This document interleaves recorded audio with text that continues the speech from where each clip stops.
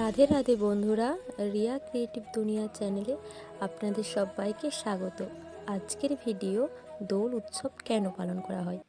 সামনেই আসতে চলেছে আমাদের সবার প্রিয় খুব রঙিন একটা উৎসব, দোলযাত্রা বা হোলি। হিন্দুদের উৎসব ছাড়াও এটি একটি প্রাচীন উৎসব যা বহু শতাব্দী ধরে পালিত হয়ে আসছে। প্রতি বছর ফাল্গুন পূর্ণিমার দিনে ধুমধাম করে পালিত হয় হোলি। হোলি উদযাপনের ইতিহাস জেনে নিন আজকে। তাহলে চলুন শুরু করা যাক। হোলি মন্দের ওপর ভালোর জয় হিসাবে পালিত হয়, কিন্তু আপনি কি জানেন হোলির ইতিহাস কি এবং কেন একে বসন্ত মহোৎসব বা কাম মহোৎসব বলা হয়? হোলির বর্ণনা অনেক প্রাচীন ধর্মীয় গ্রন্থেও পাওয়া যায়। জৈমিনীর পূর্বমীমাংসা সূত্র এবং নারদ পুরাণ, ভবিষ্য পুরাণ এবং বহু গ্রন্থে এর বর্ণনা পাওয়া যায়। হোলি হলকা, হোলিকা এবং ফাগুয়ান ইত্যাদি নামেও পরিচিত। পৌরাণিক ও ধর্মীয় কাহিনী অনুসারে হোলি উৎসব উদযাপনের কাহিনী দুষ্ট রাজা হিরণ্যকশ্যপ সঙ্গে সম্পর্কিত। জেনেছিলেন বিষ্ণু ভক্ত প্রহ্লাদের পিতা। তিনি নিজেকে অত্যন্ত শক্তিশালী মনে করতেন এবং কঠোর তপস্যা করার পর তিনি ক্ষমতাবান হওয়া বর পেয়েছিলেন, কিন্তু তিনি তার ক্ষমতার অপব্যবহার করেছেন। কিন্তু পুত্র প্রহ্লাদের স্বভাব পিতার চেয়ে সম্পূর্ণ ভিন্ন ছিল। তিনি দিন রাত ভগবান বিষ্ণুর ভক্তিতে মগ্ন থাকতেন। তিনি প্রহ্লাদকে বহুবার ভগবান বিষ্ণুর উপাসনা করতে নির্দেশ দিয়েছিলেন এবং তাকে তার পূজা করতে বলেছিলেন, কিন্তু প্রহ্লাদ তার বাবার কথা শোনেননি। অবশেষে হিরণ্যকশ্যপ প্রহ্লাদকে হত্যা করার সিদ্ধান্ত নেন।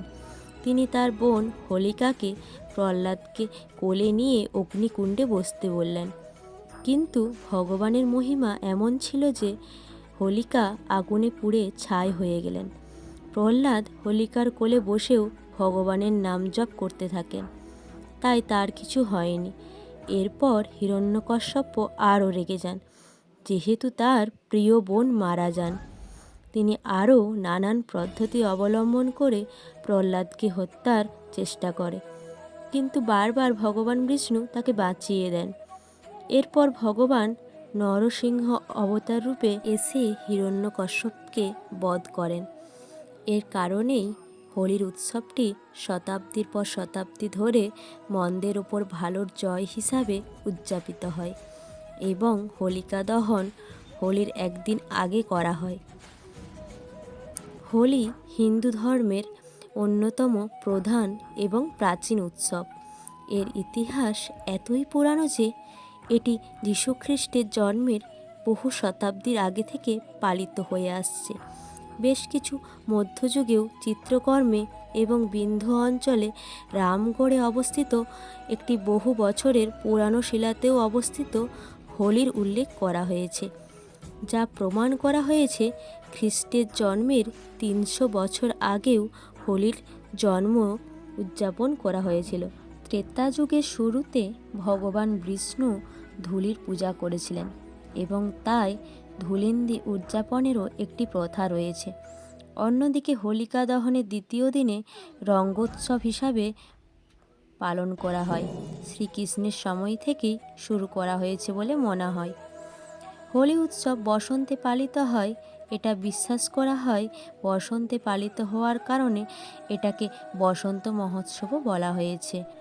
কামদেব সম্পর্কিত কাহিনী অনুসারে সত্যযুগে এই দিনে ভগবান শিব কামদেবকে ধ্বংস করার পর তার স্ত্রী রতির অনুরোধে পুনরায় কামদেবকে জন্মগ্রহণ করার বর দিয়েছিলেন।